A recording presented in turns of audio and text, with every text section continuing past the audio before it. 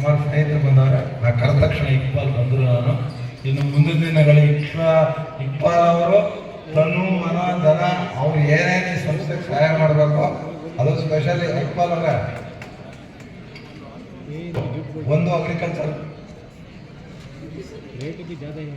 College, agriculture college ನಿಮ್ಮ ಕಾನ್ಸ್ಟಿಟ್ಯೂನ್ಸಿಲಿ ಬರ್ತದೆ. ಅದನ್ನ ಆ ಬೇಬಿನ ಮೊಳಕೆ ಹಾಕ್ತೀನಿ ನಾನು, ಅದಾಗಿ ಬೆಳೆಸ್ಬೇಕಾದವರು ನೀವು ಅದನ್ನು ಈ ಓಲ್ಡ್ ಸ್ಟೂಡೆಂಟ್ ಆಗಿ ನೀವು ಅದನ್ನ ಜವಾಬ್ದಾರಿ ತಗೊಳ್ಳಿ. ನಿಮ್ಮ ಕಾನ್ಸ್ಟಿಟ್ಯೂನ್ಸಿನಲ್ಲಿ ಇಡೀ ಕರ್ನಾಟಕಕ್ಕೆ ಫಸ್ಟ್ ಸರ್ಟಿಫಿಕೇಟ್ ಬರ್ತಾಯಿದೆ. ಒಂದು ಎರಡನೇದೇನು ಅಂತಂದರೆ ನೋಡಿ, ನಾನು ಇಲ್ಲಿ ಕೆಲವು ಇನ್ಫ್ರಾಸ್ಟ್ರಕ್ಚರ್ ಕಮ್ಮಿನೇ. ನಾನು ಶಿವಕುಮಾರ್ ಅವರು ಕೇಳಿದೆ, ಏನು ಮಾಡಿ ನಮ್ಮ ಬೀಗರದ ಕಂಪ್ನಿಯಿಂದ ಎಲ್ಲ ಕಡೆ ಕೊಡಿಸಿದ್ದೀನಿ. ನಾನು ಈಗ 23 ಲಕ್ಷ ಕೊಡಿಸ್ತೇನೆ ನಮ್ಮ ಬೀಗರ ಕಂಪ್ನಿ, ನನ್ನ ಹಳ್ಳಿನ ಕಂಪ್ನಿಯಿಂದ. ನಾನು ಶಿವಕುಮಾರ್ ಕೇಳ್ಕೊಂಡೆ, ಅವರೆಲ್ಲ ನೆಟ್ರುಗಳು ಟೈಟ್ ಮಾಡ್ಕೊಂಡವ್ರೆ ಈ CSR ಫಂಡ್ ಅವ್ರಿಗೆ ಹೇಳೇ ಕೊಡುವಂಗೆ. ನಾನು ಶಿವಕುಮಾರ್ ಅವರು ಕೇಳಿದಾಗ ಇಲ್ಲಿ ಗೊತ್ತಿಲ್ಲ ನಿಮಗೆ 1,75,00,000 ಇಲ್ಲಿ ಇನ್ಫ್ರಾಸ್ಟ್ರಕ್ಚರ್ ಕೊಟ್ಟರು ಅವರು. ಇಲ್ಲಿ ಈ CSR ಫಂಡ್ ಇಲ್ಲಿ ಇದೇ ಅಪ್ಡೇಟ್ ಮಾಡಿದ್ರು ನಮಗೆ ಲೈಬ್ರರಿನ, ಹಾಗೆ ಕಂಪ್ಯೂಟರ್ಸ್ ಕೊಟ್ಟರು, ಆಮೇಲೆ ಡೆಸ್ಕ್ 400 ಡೆಸ್ಕ್ ಕೊಟ್ಟರು. ಹಾಗೆ ಬೇರೆ ಬೇರೆ ಕೊಟ್ಟು 1,3,4 ಕೋಟಿ ರೂಪಾಯಿ ಕೊಟ್ಟವ್ರೆ. ತಾವು ದಯಮಾಡಿ ನಿಮ್ಮ ಕಾನ್ಸ್ಟಿಟ್ಯೂನ್ಸಿಲ್ಲ ಆ ಕಡೆ ಈ ಕಡೆ ಬಿಡದಿ ಇಂಡಸ್ಟ್ರಿಯಲ್ ಏರಿಯಾ ಈ ಕಡೆ ತೆರೆದರೆ ಹಾರೋದ್ರಲ್ಲಿ ದಯವಿಟ್ಟು MLA ಆಗಿ ಅವಕಾಶ ಸಿಗ್ತದೆ.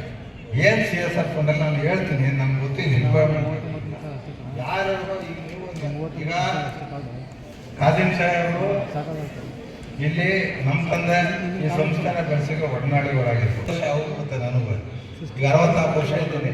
ಸೊ ಲಾಸ್ಟ್ ಸ್ಟೆಚ್ಚಲ್ಲಿ ನಮ್ಮ ಕೈಲಾದಂಥ ಸೇವೆ ಮಾಡಬೇಕು.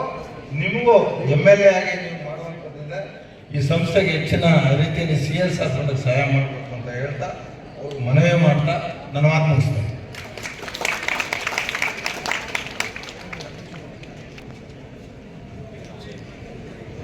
ಪ್ರೀತಿ ಇಲ್ಲದ ಮೇಲೆ ಹೂವು ಅರಳಿತು ಹೇಗೆ, ಮೋಡ ಕಟ್ಟಿತು ಹೇಗೆ? ನೀವಚ್ಚಿದ ಪ್ರೀತಿಯ ದೀಪಗಳು ಸದಾ ಆರದಿರಲಿ. ಬೆಳಗುತ್ತ ಮಾನವ, ಬೆಳೆಯುತ್ತ ಅಲ್ಪ ಮಾನವ, ಯಾವುದೇ ಮತಾಂಧತೆಗಳನ್ನ ರೂಢಿಸಿಕೊಳ್ಳದೆ ನೀವೆಲ್ಲರೂ ಧನ್ಯವಾದಗಳು. ಗ್ರಾಮ ವಿದ್ಯಾ ಪ್ರಚಾರಕ ಸಂಘದ ಎಲ್ಲ ಆಡಳಿತ ಮಂಡಳು, ಬೋಧಕೇತರರು, ನಿಮ್ಮೆಲ್ಲರಿಗೂ ಪ್ರೀತಿಯ ಧನ್ಯವಾದಗಳು. ರೂರಲ್ ಕಾಲೇಜೇ ಸಾಟಿ ಎಂಬುದನ್ನ ಪ್ರೀತಿಯ ಮಕ್ಕಳೇ ನೀವಾದ್ರೂ ಸಾಬೀತು ಮಾಡಿದ್ರಿ. ಇದು ನಿಮ್ಮ ಶಿಸ್ತನ್ನ ತೋರಿಸ್ತಿದೆ. ನಿಮ್ಮ ಈ ಪ್ರೀತಿಗೆ ನನ್ನ ತುಂಬು ಹೃದಯದ ಧನ್ಯವಾದಗಳು.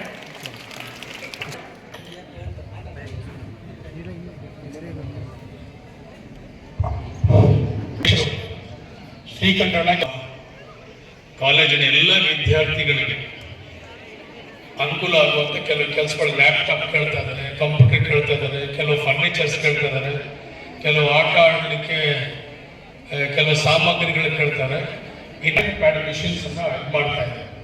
That is most necessary. ಇವತ್ತು ನಾವು ನಮ್ಮ ರಾಮನಗರದಲ್ಲಿ ಸಾಕಷ್ಟು ಎಲ್ಲಿ ಹೆಣ್ಮಕ್ಳಿದ್ದಾರೆ, ಎಲ್ಲ ಮಕ್ಕಳು ಕೂಡ ಇದರ ಅನುಕೂಲ ಆಗಬೇಕು ಅಂತ ಹೇಳಿ ನಾವೆಲ್ಲರೂ ಕೂಡ ಎಲ್ಲ ಕಾಲೇಜಲ್ಲಿ ಮತ್ತು ಪ್ರೌಢಶಾಲೆಗಳಲ್ಲಿ ನಾವು ಸ್ಯಾನಿಟರಿ ಪ್ಯಾಡ್ ಅಲ್ಲೇ ಅವರು ಬಟನ್ ಪ್ರೆಸ್ ಮಾಡಿ ಸ್ಯಾನಿಟರಿ ಪ್ಯಾಡ್ ತಗೊಳ್ಳುವಂಥದ್ದು ಮತ್ತು ಅದನ್ನು ಬರ್ನ್ ಮಾಡುವಂಥ ವ್ಯವಸ್ಥೆಯನ್ನು ಕೂಡ ನಾವು ಮಾಡಿದ್ವಿ.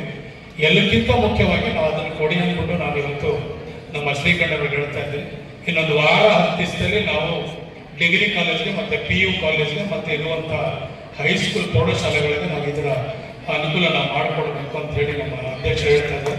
ಆದಷ್ಟು ಬೇಗ ಒಂದು ವಾರದಲ್ಲಿ ವ್ಯವಸ್ಥೆಯನ್ನು ನಾವು ಮಾಡೋಣ ಅಂತ ಹೇಳಿ ನಿಮಗೆ ಕಂಪ್ಯೂಟರ್, ಲ್ಯಾಪ್ಟಾಪ್ಗಳು, CSR ಅಮೌಂಟ್ ಸಾಕಷ್ಟು ಇದೆ. ನಮ್ಗೆ ಈಗಾಗಲೇ ಟೊಯೋಟಾದವ್ರು ನಮಗೆ 4 ಶಾಲೆಗಳನ್ನು ಕಟ್ಕೊಡೋಕೆ ಮುಂದೆ ಬಂದಿದೆ.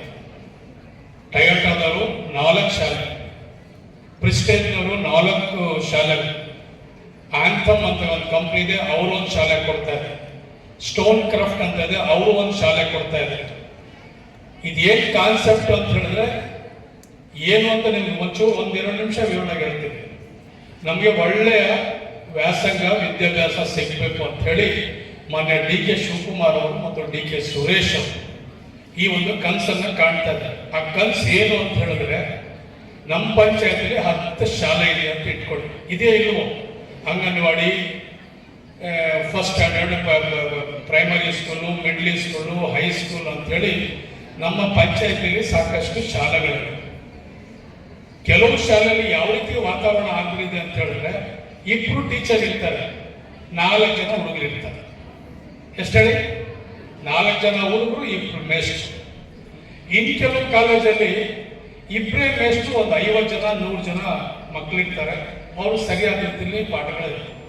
ಸೈನ್ಸ್ ಏನು, ಕೆಮಿಸ್ಟ್ರಿ ಏನು, ಮ್ಯಾಥಮೆಟಿಕ್ಸ್ ಏನು, ಅವ್ರಿಗೆ ಸಬ್ಜೆಕ್ಟ್ಗಳೇ ಗೊತ್ತಿಲ್ಲ. ಅಂತ ಒಂದು ವಾತಾವರಣ ಕೂಡ ಕೆಲವು ಹಳೇ ಟೀಚರ್ಗಳು ಅವ್ರಿಗೆ ಅದರ ಅರಿವೇ ಇರಲ್ಲ. ಇವತ್ತು ಮಕ್ಕಳು ಬಹಳ ಮುಂದುವರೆದಿದ್ದಾರೆ. ಅವ್ರಿಗೆಲ್ಲ ಲ್ಯಾಪ್ಟಾಪ್ ಬೇಕು, ಕಂಪ್ಯೂಟರ್ ಟ್ರೈನಿಂಗ್ ಬೇಕು ಮಕ್ಕಳಿಗೆ ಈಗಿಂದಲೂ. ಈಗೆಲ್ಲ ನಾವೆಲ್ಲ ನೋಡಿದಿರಲ್ಲ, ನಿಮ್ಮ ಕೈಲಿ ಯಾವತ್ತು ಇರ್ತದಲ್ಲ ಒಂದು ದೆವ್ವ, ಏನ್ ಹೇಳಿ? ಮೊಬೈಲ್. ಅದೇ ದೆವ್ವ. ದೆವ್ವಕ್ಕೆ ಜಾಸ್ತಿ ಆದ್ಯತೆ ಕೊಡಬೇಡಿ, ದೇವ್ರಿಗೆ ಜಾಸ್ತಿ ಕೊಡಿ. ನಾವೆಲ್ಲ 90 ಭಾಗ ದೆವ್ವ, 10 ಭಾಗ ದೇವರಲ್ಲಿ. ದಯವಿಟ್ಟು 90 ಭಾಗ ದೇವರು, 10 ಭಾಗ ಎಂತಕ್ಕೆ ಬೇಕೋ ಅಷ್ಟಕ್ಕೆ ಮಾತ್ರ ದೆವ್ವವನ್ನು ಉಪಯೋಗಿಸ್ಕೊಡಿ, ಆಯ್ತಾ? ಸೊ ಅದಕ್ಕೋಸ್ಕರ ಇವತ್ತು ನಮ್ದೇನಂತ ಹೇಳಿದ್ರೆ ಎಲ್ಲ ಶಾಲೆಯನ್ನು ಮುಚ್ಚೋದು. ಆ ಪಂಚಾಯತಿಗಳು ಎಲ್ಲ ಶಾಲೆಯನ್ನು ಕ್ಲೋಸ್ ಮಾಡಿ ಒಂದೇ ಸಂಸ್ಥೆ ಕೆಳಗಡೆ ನಾವೆಲ್ಲರೂ ಕೂಡ ಎಲ್ಲ ವಿದ್ಯಾರ್ಥಿಗಳು LKG ಇರ್ಬೋದು, UKG ಇರ್ಬೋದು, ಎಲ್ಲ 1ನೇ ಕ್ಲಾಸಿಂದ 10ನೇ ಕ್ಲಾಸ್ವರೆಗೂ ಒಂದೇ ಶಾಲೆಯಲ್ಲಿ ಎಲ್ಲ ಮೇಷ್ಟ್ರು ಅಲ್ಲೇ ಕೆಲಸ ಮಾಡ್ತಾರೆ.